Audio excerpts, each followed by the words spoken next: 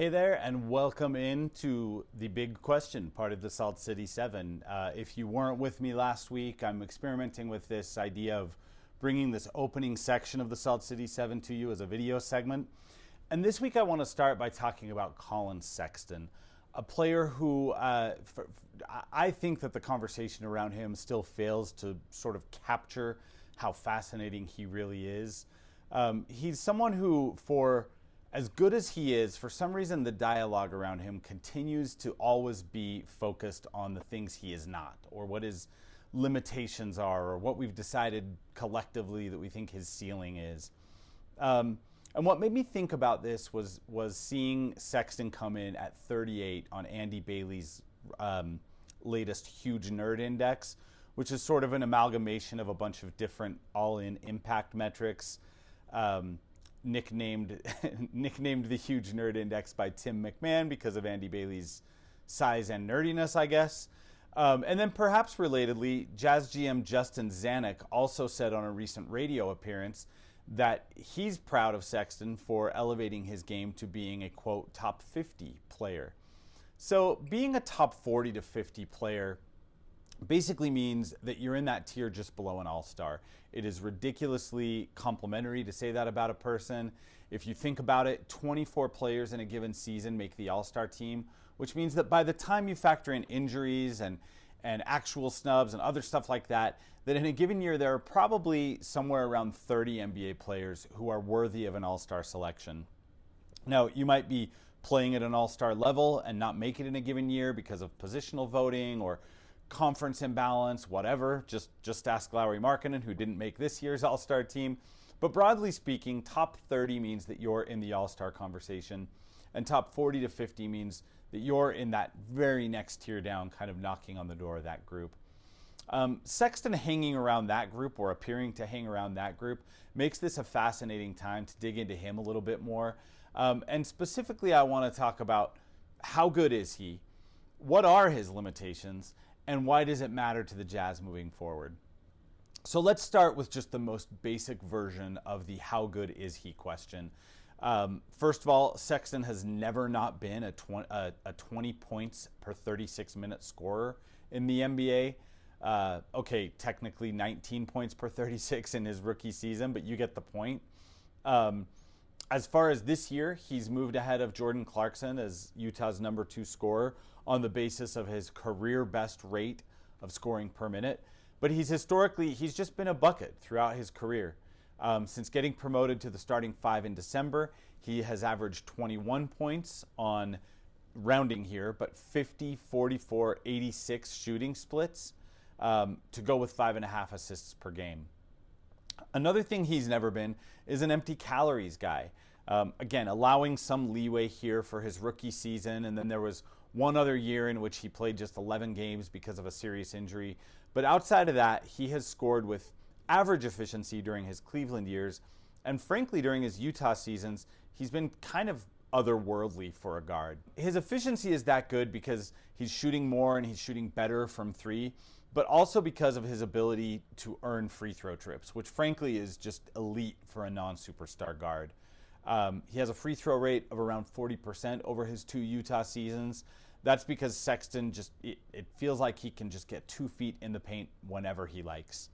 He doesn't do it quite like Jordan Clarkson, who methodically carves and bobs and weaves his way there. Sexton arrives with a burst. So with or without a pick, he all too often just gets right past the point of attack defender, gets his shoulder in front, won't give up that position.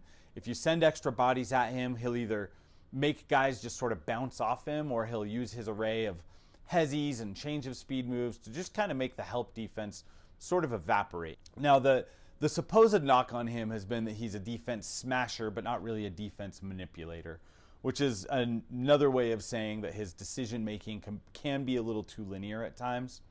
But I wanted to look at exactly what that looks like statistically, particularly as a ball-in-hand driver, and specifically also, if the question here is Sexton really a borderline star, I wanted to look at it relative to the game's other star ball-handling guards. So I went and looked at the tracking stats on drives for the 11 guards who made this year's All-Star team. And, you know, at a level, this is an unfair exercise to Sexton. We're comparing him to some pretty lofty company. This list includes some MVP candidates, some all-time greats. It's not surprising then that Sexton doesn't drive quite as much as the group does on average. He is not, after all, his team's #1 offensive threat, like most of the guys on this list are. He's also not quite as efficient on drives as the group is on the aggregate, but again, that's a high bar. These are literally the best in the known universe at doing this creating with the ball thing. And it's not like Sexton isn't in their league, right? I mean, outside of just silly people like Luka and SGA, who again are MVP candidates, you know, Sexton's right around 50% field goal shooting on drives, which is about where most of this group hangs out. But look at the foul drawing and the assist percentage. He gets more fouls called as a proportion of his drives than the game's best drivers do as a group, with only Ant kind of beating him out on an individual basis. And as far as passing, and yes, this was a lot of work and a lot of ramp up to get back to the point about his decision making with the ball in his hands, a Sexton drive is actually more likely to end in an assist than the average drive by these 11 guards. Devin Booker is the lone exception. He's in a different ballpark. But other than him, Sexton is right there with the best of these guys at creating for others off the drive. And that's not something that I think the narrative about him would suggest. Which leads back to the big question. What does all of this mean? Has Sexton joined Markkanen as sort of co-foundational pieces? I'm probably not ready to go that far yet. I'm certainly not calling Sexton an all-star level player, even though he does compare favorably in some ways to this group.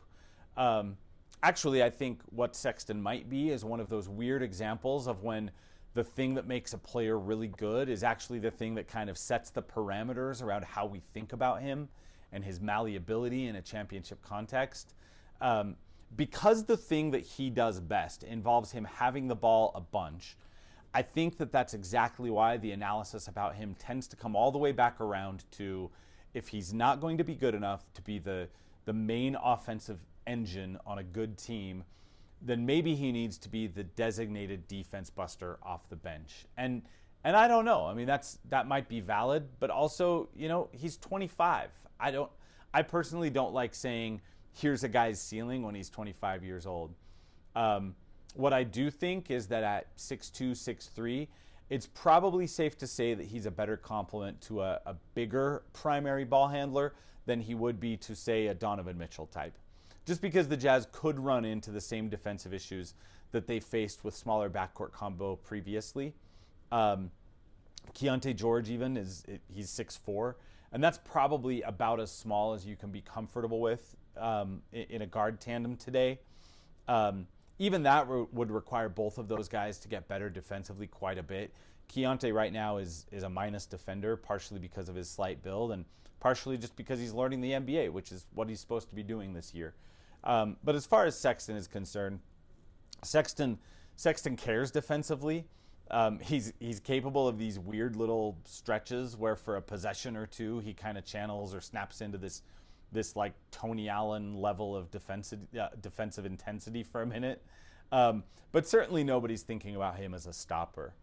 And if he's playing next to someone who requires him to guard up a position, I think that's just, there are going to be times where 6'2", 6'3" is going to feel small there. I think we've seen more of that lately because Utah is playing smaller since the trades, the February trades. So as Sexton sees more time where he's playing against 2s and 3s, here's this play where 6'5" Devin Vassell just isn't bothered despite Sexton fighting pretty hard to get through the pick. All of this is a long way of saying that if Sexton is going to be capital I important in the long run, it might need to be alongside a bigger creating guard. We know that the Jazz are still looking to add more top-end talent, and maybe that's the shape that it takes, whether that be through the draft or by putting their assets together and going and getting a ready-made star. And hey, I'm also not saying that Sexton has to touch the ball at all times to be successful. We're also talking about a guy here who's shooting 45% on catch and shoot threes this year. He's one of the most prolific and efficient catch and shoot shooters in the league this season at volume. So he can play off the ball. He can do second side stuff. He can cut and move away from the main action. But even outside of that, I just think when you're thinking about team building, sometimes it can be true that the best version of Collin Sexton might involve him having the ball, but the best version of the Utah Jazz at some point might eventually become one where Sexton has a more varied role, and that's okay. Already, Sexton and Markkanen have an elite 124 offensive efficiency when they share the court, which is obviously just one data point, but it's something that tells me that there could be something interesting and sustainable happening there. Although, frankly, it'll be hard to know what's real about that until the Jazz do fill out the rest of their core, which is something that could take time.